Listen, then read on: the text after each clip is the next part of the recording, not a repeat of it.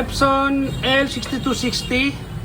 Yan, wala pangit daw yung printout. Tapos may mga missing line. Ang gagawin natin, nozzle check muna tayo. Tingnan natin. Maintenance tayo. Tapos nozzle check. Ayan, okay natin. Tapos print. Yan.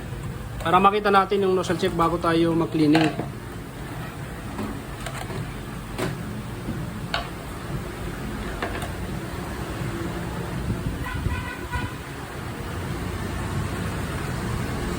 Kadadala lang ngayon ng customer.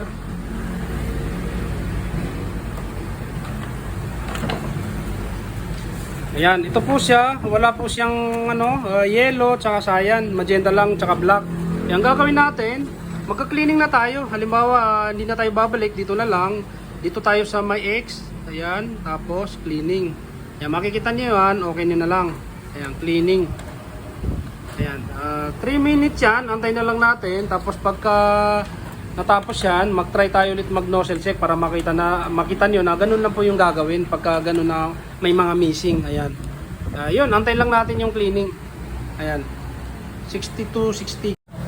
Ayan, tapos na mag-cleaning. Kaya mag-nozzle check tayo, tingnan natin kung nagka-yellow na at saka yellow at saka cyan.